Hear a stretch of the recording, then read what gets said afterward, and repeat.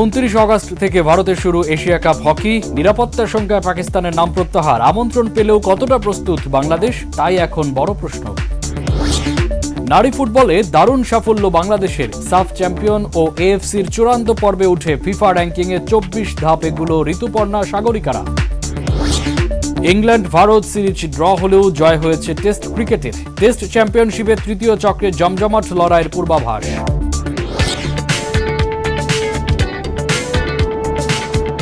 আসসালামু আলাইকুম প্রিয় দর্শক, বাংলা ভিশনের স্পোর্টস বুলেটিন স্পোর্টস টাইমে সবাইকে স্বাগত জানাচ্ছি। আমি মামুন আব্দুল্লাহ। শুনছিলাম শিরোনাম, এবার বিস্তারিত। ভারত পাকিস্তান রাজনৈতিক বিরোধে ক্রীড়াক্ষেত্রে লাভ হয়েছে বাংলাদেশের। ভারতের বিহারের রাজগীরে 29 আগস্ট শুরু হবে 8 দলের হকি এশিয়া কাপ, কিন্তু নিরাপত্তা শঙ্কায় এশিয়া কাপ হকি থেকে নাম প্রত্যাহার করে নিয়েছে পাকিস্তান। তাতে পাকিস্তানের স্থানে টুর্নামেন্টে খেলার আমন্ত্রণ পেয়েছে বাংলাদেশ। তবে আমন্ত্রণ পেলেও বাংলাদেশ জাতীয় দল এই অল্প সময়ে এশিয়ার সেরা হকি আসরে খেলার জন্য কতটা প্রস্তুত, সেই প্রশ্নটিও যে বড় হয়ে উঠেছে। গত এপ্রিলে ওমানে এশিয়া কাপের বাছাই পর্ব AHF কাপ হকির ফাইনালে উঠতে ব্যর্থ হয় 4 বারের চ্যাম্পিয়ন বাংলাদেশ। এশিয়া কাপের 43 বছরের ইতিহাসে প্রথমবার দর্শক হয়ে যায় লাল সবুজের দল। তবে তাদের ভাগ্যে লেখা ছিল ভিন্ন কিছু। এবারের এশিয়া কাপের মঞ্চে দেখা যাবে বাংলাদেশকে। আগামী 29 আগস্ট থেকে 7 সেপ্টেম্বর পর্যন্ত ভারতের বিহারের রাজগীরে হবে এশিয়া কাপ হকি। নিরাপত্তা ঝুঁকিতে 8 দলের এই টুর্নামেন্ট থেকে সরে দাঁড়িয়েছে পাকিস্তান। ভারতীয় হকি ফেডারেশন আমন্ত্রণ জানিয়েছে বাংলাদেশকে। এশিয়া কাপ তো হলে অগস্ট মাসের 29 তারিখে খেলা শুরু। এটাতে আমরা কোয়ালিফাই করি নাই, আমরা তো স্ট্যান্ড বাই আছি। আমাদেরকে ওরা মেল দিছে তোমাদেরকে যদি ডাকা হয় তোমরা কি খেলবে, আমরা বলছি হ্যাঁ খেলবো। যেদিন খবর পাইছি ওই দিন কিন্তু আমরা বসে সব কিছু সেট করে রাখছি। এই প্লেয়ার আছে, এখান থেকে আমরা কাকে ওখানে শিফট করব, মানে ক্যাম্পে, ওটা একটা ছোটো ক্যাম্পেই ধরি, ওই শিফট করব। এখানে একটা চেঞ্জ ওভার হবে, ওখানে একটা অ্যাড হবে। ভারতের সাথে পাকিস্তানের রাজনৈতিক টানাপোড়েনে দেশটির হকি দলের এশিয়া কাপে অংশগ্রহণ নিয়ে ছিল অনিশ্চয়তা। ভারতের পক্ষ থেকে কোনো বাধা না থাকলেও অনিচ্ছা প্রকাশ করে পাকিস্তান হকি ফেডারেশন। প্রস্তাব দেয় ভেন্যু পরিবর্তনের। পরে টুর্নামেন্টে খেলতে আগ্রহী হয়ে ভিসার জন্য আবেদনও করে পাকিস্তান দল। কিন্তু ভারত সরকারের স্পষ্ট অনুমতি ছাড়া কোনো ক্রীড়া দল ভারতে না যাওয়ার নির্দেশনা দেয় পাকিস্তান সরকার। এরপরই নিরাপত্তার কারণ দেখিয়ে এশিয়া কাপে না খেলার কথা আনুষ্ঠানিকভাবে এশিয়ান হকি ফেডারেশনকে জানায় PHF। এর ফলে পাকিস্তান জুনিয়র দলও সমস্যায় পড়তে পারে। আগামী নভেম্বরে ভারতের চেন্নাই ও মাদুরাইয়ে হবে যুব হকি বিশ্বকাপ। 12তম এশিয়া কাপ হকিতে খেলবে স্বাগতিক ভারত, চীন, জাপান, দক্ষিণ কোরিয়া, মালয়েশিয়া, বাংলাদেশ, ওমান ও চাইনিজ তাইপে। টুর্নামেন্টের চ্যাম্পিয়ন দল যোগ্যতা অর্জন করবে হকি বিশ্বকাপে খেলার। 2026 সালে নেদারল্যান্ডস ও বেলজিয়ামে হবে বিশ্বকাপ হকি। মানিক মাহমুদ, বাংলা ভিশন, ঢাকা। গত কয়েক বছর ধরেই বাংলাদেশ ফুটবলের পতাকা মেয়েদের হাতে। সাফ চ্যাম্পিয়নশিপে টানা দ্বিতীয় শিরোপা জয়, এএফসি ফুটবলে প্রথমবার চূড়ান্ত পর্বে খেলার যোগ্যতা অর্জন। বয়স শ্রেণীতে একের পর এক সাফল্যের নারী ফুটবলে অন্য উচ্চতায় পৌঁছেছে লাল সবুজের দেশ। ফিফা র্যাঙ্কিংয়ে 1 লাফে 24 ধাপ এগোনো সেই সত্যিই তুলে ধরে। ফিফা র্যাঙ্কিংয়ে এবার সবচেয়ে বেশি উন্নতি করা দল বাংলাদেশ নারী ফুটবল। ছেলেদের ব্যর্থতার মাঝে মেয়েদের এই সাফল্য বাংলাদেশ ফুটবলকে বারবার গর্বিত করেছে। ঋতুপর্ণা, সাগরিকা, আফিদা সহ দেশের সকল নারী ফুটবলারদেরকে অনেক অনেক অভিনন্দন। লাওসে AFC অনূর্ধ্ব-20 নারী এশিয়ান কাপ বাছাই ফুটবলে নিজেদের প্রথম ম্যাচেই দারুণ জয় পায় আফিদারা। সাগরিকার জোড়া গোলে হারায় স্বাগতিকদের। উজ্জীবিত পিটার বাটলারের শিষ্যরা। এইচ গ্রুপে বাংলাদেশের পরবর্তী ম্যাচ তিমুর লিস্তের বিপক্ষে। জয়ের ধারাবাহিকতা বজায় রাখতে আত্মবিশ্বাসী লাল সবুজের মেয়েরা। তিমুর লিস্ত থেকে হারতে পারলে টানা 2 জয়ে রানার্স আপ নিশ্চিত হবে বাংলাদেশের। গ্রুপের প্রথম ম্যাচে দক্ষিণ কোরিয়ার কাছে 9-0 গোলে হেরেছিল তিমুর লিস্তে।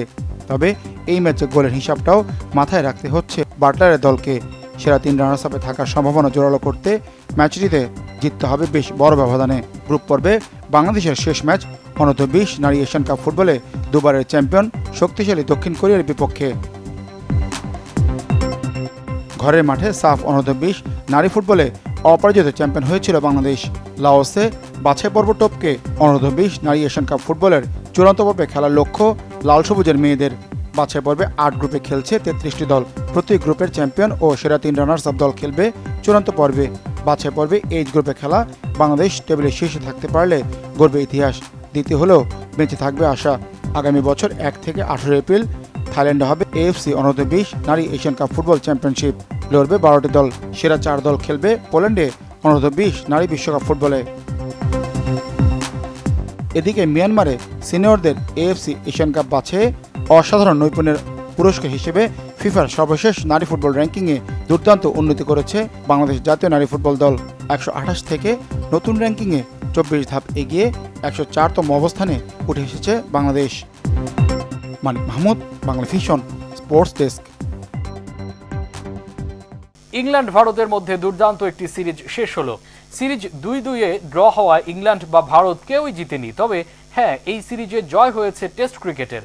5টি টেস্টই পঞ্চম দিন পর্যন্ত গড়িয়েছে এবং 4টিতেই রেজাল্ট হয়েছে। সিরিজের শেষটা হয়েছে অসামান্য উত্তাপ ও উত্তেজনা ছড়িয়ে। আইসিসি টেস্ট চ্যাম্পিয়নশিপের তৃতীয় চক্র যে বেশ উত্তেজনা ছড়াবে তা এই সিরিজেই পরিষ্কার। সেখানে ওয়েস্ট ইন্ডিজকে 3-0-তে হারিয়ে দারুণ শুরু অস্ট্রেলিয়ার। ইংল্যান্ডের মাটিতে টেস্ট সিরিজ 2-2-এ ড্র এবং ওভালে শেষ টেস্টে নাটকীয়ভাবে জিতে আইসিসি টেস্ট চ্যাম্পিয়নশিপ র্যাঙ্কিংয়ে বড় লাফ দিয়েছে ভারত। সিরিজ শুরুর আগে র্যাঙ্কিংয়ে 4র্থ স্থানে ছিল গিল সিরাজরা, কিন্তু ওভাল টেস্টে জয় 12 পয়েন্ট নিয়ে ইংল্যান্ডকে 4-এ নামিয়ে ভারত উঠেছে 3 নম্বরে। শুভমান গিলের দল 5 টেস্ট খেলে 2 জয় 2 পরাজয় 1 ড্র নিয়ে 28 পয়েন্ট অর্জন করেছে। আর ইংল্যান্ড 5 টেস্ট খেলে 26 পয়েন্ট নিয়ে 4র্থ স্থানে নেমেছে। তবে ওয়েস্ট ইন্ডিজে 3 টেস্টে জিতে শতভাগ সাফল্যে 36 পয়েন্ট নিয়ে শীর্ষে আছে অস্ট্রেলিয়া। শ্রীলঙ্কা বাংলাদেশের বিপক্ষে 2 টেস্ট খেলে 1 জয় এবং 1 ড্রতে 16 পয়েন্ট পেলেও শতাংশের পয়েন্ট ক্যালকুলেশনে 66.67 পয়েন্ট নিয়ে দ্বিতীয় স্থানে আছে। 2025 থেকে 2027 টেস্ট চ্যাম্পিয়নশিপের নতুন চক্রে বাংলাদেশ টেস্ট খেলছে মাত্র 2টি, তাতে একটিতে পরাজিত এবং একটিতে ড্র করে 4 পয়েন্ট নিয়ে পঞ্চম স্থানে আছে। অন্যদিকে সর্বশেষ আইসিসি টেস্ট চ্যাম্পিয়নশিপ জয়ী দক্ষিণ আফ্রিকা সহ পাকিস্তান, নিউজিল্যান্ড এই চক্রে এখনও কোনো টেস্ট খেলেনি। আর ওয়েস্ট ইন্ডিজ 3 টেস্ট খেললেও অস্ট্রেলিয়ার কাছে পরাজিত হওয়ায় তাদের পয়েন্ট 0। বিরাট কোহলি, রোহিত শর্মা না শুভমান গিল, ভারতীয় টেস্ট অধিনায়কত্বের শুরুতে কে সেরা? এই বিতর্কে ভারতীয় ক্রিকেট এখন দ্বিধা বিভক্ত। ইংল্যান্ডের 3য় টেস্ট পর্যন্ত ব্যাটসম্যান হিসেবে প্রশংসিত হলেও গিলকে রক্ষণাত্মক অধিনায়কই মনে হচ্ছিল, বরং কোহলিকে অনেক বেশি আক্রমণাত্মক এবং রোহিত শর্মাকে খুবই বিচক্ষণ অধিনায়ক হিসেবে বিবেচনা করা হচ্ছিল। কিন্তু ওভাল টেস্ট জিতে জ্যাকপট মেরে দিয়েছেন গিল। ইংল্যান্ডে সিরিজ ড্র করে গিল এখন ভারতীয় ক্রিকেটের সবচেয়ে সম্ভাবনাময় অধিনায়কের আসনে বসে গেছেন। বিরাট কোহলি ও রোহিত শর্মার পর শুভমান গিল ভারতের সর্বশেষ 3 টেস্ট অধিনায়ক। সর্বশেষ ইংল্যান্ড সিরিজে ভারতের টেস্ট দলের অধিনায়ক হিসেবে অভিষেক হয়েছে গিলের। অনেকটা নতুন দল নিয়েই ইংল্যান্ডের বিপক্ষে চোখে চোখ রেখে খেলেছে গিলের ভারত। নাটকীয়ভাবে শেষ ম্যাচটি জিতে 5 ম্যাচের অ্যাওয়ে সিরিজ 2-2-এ ড্র করে দেশে ফিরেছে টিম ইন্ডিয়া। শুধু নেতৃত্বই নয়, ব্যাট হাতে দারুণ খেলেছেন গিল। তাতে অনেক দিন ধরেই আলোচনায় থাকবেন ভারতের এই নতুন টেস্ট অধিনায়ক। সিরিজে 10 ইনিংসে 4 সেঞ্চুরি নিয়ে রান করেছেন 754, যা এক সিরিজে ভারতীয় কোনো ক্রিকেটারের দ্বিতীয় সর্বোচ্চ সংগ্রহ। কোনো টেস্ট সিরিজে ভারতের হয়ে সর্বোচ্চ রানের রেকর্ডটা সুনীল গাভাস্কারের 774 রান। 1971 সালে ওয়েস্ট ইন্ডিজের বিপক্ষে 5 ম্যাচের সিরিজে রেকর্ডটা গড়েছিলেন ভারতীয় কিংবদন্তি ক্রিকেটার। গিল অবশ্য সফরকারী কোনো অধিনায়কের টেস্ট সিরিজে সর্বাধিক রানের রেকর্ড নিয়েই বাড়ি ফিরেছেন। অধিনায়ক হিসাবে এক সিরিজে এর চেয়ে বেশি রান আছে শুধু অস্ট্রেলিয়ান কিংবদন্তি স্যার ডন ব্র্যাডম্যানের 810। তবে অধিনায়ক হিসেবে এক সিরিজে সবচেয়ে বেশি 4 সেঞ্চুরির রেকর্ডটা ঠিকই নিজের করে নিয়েছেন গিল। আর কোহলি ও রোহিতের সঙ্গে তুলনা করলে ভারতীয় কোনো অধিনায়কের প্রথম সিরিজে গিলের পারফরম্যান্সটা শুধু চমকপ্রদ নয়, 2 পূর্বসূরির চেয়ে যোজন বেশিও। 2014 সালের অ্যাডিলেড টেস্টে মহেন্দ্র সিং ধোনির চোটের কারণে প্রথমবার ভারতের টেস্ট অধিনায়কের দায়িত্ব পান কোহলি। ম্যাচটি 48 রানে হেরেছিল ভারত, তবে ব্যাট হাতে উজ্জ্বল ছিলেন কোহলি। করেছিলেন দুর্দান্ত জোড়া সেঞ্চুরি। প্রথম ইনিংসে 115, দ্বিতীয় ইনিংসে 141 রান। 4 ম্যাচের সিরিজটি ভারত হারে 2-0 ব্যবধানে। ওই সিরিজে শুধু একটি ম্যাচে অধিনায়কত্ব করা কোহলি 8 ইনিংসে 692 রান করে হয়েছিলেন সিরিজের দ্বিতীয় সর্বোচ্চ রান সংগ্রাহক। কোহলি প্রথম পূর্ণাঙ্গ সিরিজে টেস্ট অধিনায়ক হিসেবে আসেন 2015 সালের শ্রীলঙ্কা সফরে। সেখানে ভারত জয় পায় 2-1 ব্যবধানে। 6 ইনিংসে 233 রান করেছিলেন কোহলি, যার মধ্যে একটি সেঞ্চুরির সঙ্গে একটি 50 ছিল তার। রোহিত শর্মার টেস্ট অধ্যায় শুরু 2022 সালে। তার শুরুটাও হয়েছিল শ্রীলঙ্কার বিপক্ষে। অভিষেক ইনিংসে রোহিত করেন 29 রান। 2 ম্যাচের সিরিজে 3 ইনিংস ব্যাটিং করে রান ছিল তার মাত্র 90। দেশের মাটিতে ভারত সিরিজটি জিতেছিল 2-0 ব্যবধানে। পরিসংখ্যান বলছে ভারতের অধিনায়ক হিসেবে অভিষেক টেস্ট সিরিজে বিরাট কোহলি ও রোহিত শর্মার তুলনায় অনেক বেশি ভালো পারফর্ম করেছেন শুভমান গিল। 140 কোটি ক্রিকেট পাগল ভারতবাসীর প্রত্যাশার চাপ নিয়ে 25 বছরের এই ডানহাতি টপ অর্ডার ব্যাটসম্যান পরের সিরিজে কি করেন তা দেখার অপেক্ষায় ক্রিকেট প্রেমীরা। শহীদ খান, বাংলা ভিশন স্পোর্টস ডেস্ক। নতুন মৌসুমে দল বদলে প্রায় 4,500 কোটি টাকা খরচ করেছে লিভারপুল। 13 জন খেলোয়াড় কিনতেই এই অর্থ ব্যয় করেছে অলরেডরা। তবে 8 জন খেলোয়াড় বিক্রি করে অর্ধেক অর্থ উঠিয়েও এনেছে গতবারের প্রিমিয়ার লিগ চ্যাম্পিয়নরা। শুধু মাঠে নয়, ফুটবলার কেনা বেচায়ও সফল লিভারপুল। এবার অ্যানফিল্ড ছেড়ে যাচ্ছেন ডারউইন নুনেজ। উরুগুয়ের ফরওয়ার্ডকে সৌদি ক্লাব আল হিলালে বিক্রি করে বড় অঙ্কের অর্থই আয় করতে চলেছে এই লিভারপুল। নুনেজকে নিয়ে লিভারপুল এবং আল হিলালের মধ্যে চুক্তিটা এখনও চূড়ান্ত হয়নি। তবে ইএসপিএন জানিয়েছে 26 বছরের উরুগুয়ান তারকার সৌদি ক্লাবটিতে যাওয়া এক প্রকার নিশ্চিত হয়ে আছে। দুই ক্লাবের মধ্যে চুক্তিটা হচ্ছে 53 মিলিয়ন ইউরোর। ইংলিশ মিডিয়ার খবর, লিভারপুল রাজি হয়েছে উরুগুয়ের ফরওয়ার্ডকে ছেড়ে দিতে। 2022 সালে গ্রীষ্মে পর্তুগিজ ক্লাব বেনফিকা থেকে 64 মিলিয়ন পাউন্ডে লিভারপুলে যোগ দেন নুনেজ। গত 3 মৌসুমে অল রেডদের জার্সি গায়ে উরুগুয়ের স্ট্রাইকার খেলেছেন 143 ম্যাচ, গোল করেছেন 40টি। তবে গত মৌসুমে লিভারপুলের ইংলিশ প্রিমিয়ার লিগ জয়ে নুনেজের তেমন কোনো অবদান ছিল না। ফর্ম ছিল বেশ হতাশাজনক। পুরো মৌসুমে সব প্রতিযোগিতা মিলিয়ে মাত্র 7টি গোল করেছিলেন তিনি। লুইজ দিয়াজের পর দারুইন নুনেজ ক্লাব ছেড়ে দিলে ফরওয়ার্ড লাইন নিয়ে দুশ্চিন্তাতেই পড়তে হয় লিভারপুল কোচ আর্নে স্লটকে। এরই মধ্যে শোনা যাচ্ছে দলটির ইতালিয়ান উইঙ্গার ফেডেরিকো চিয়েসাও ক্লাব ছাড়ার তোড়জোড় করছেন।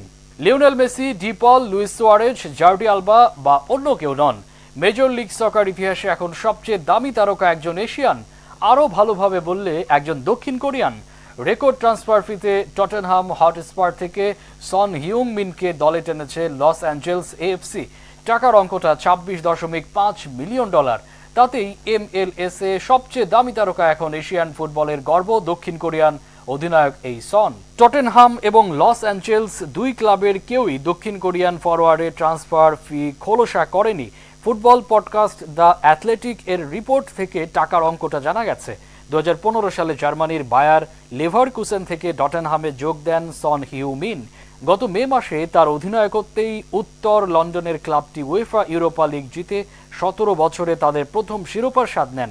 ফাইনালে স্বদেশীয় ক্লাব ম্যানচেস্টার ইউনাইটেডকে 1-0 গোলে হারায় টটেনহাম। এর আগে সনের নৈপুণ্যে 2019 সালে প্রথম চ্যাম্পিয়ন্স লিগের ফাইনালেও খেলে রানার্স আপ হয়েছে এই টটেনহাম।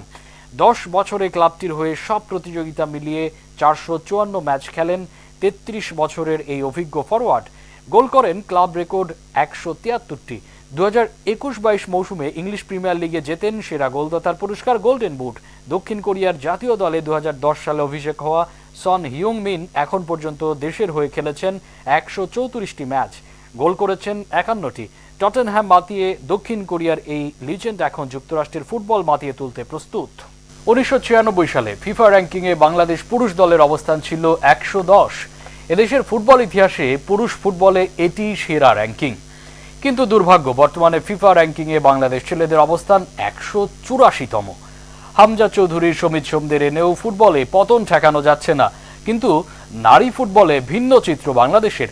দক্ষিণ এশিয়ান ফুটবলে নিজেদের শ্রেষ্ঠত্ব প্রতিষ্ঠা করেছে সাবিনা, তহুরা আর মারিয়ারা। এবার ফিফা র্যাঙ্কিংয়ে উন্নতি, সাফল্যের সোনা রোদে ভেসে নারী ফুটবলে বাংলাদেশ আরও এগিয়ে যাক, এমনটাই কামনা। সবাই ভালো থাকবেন, সুস্থ থাকবেন। আল্লাহ হাফেজ।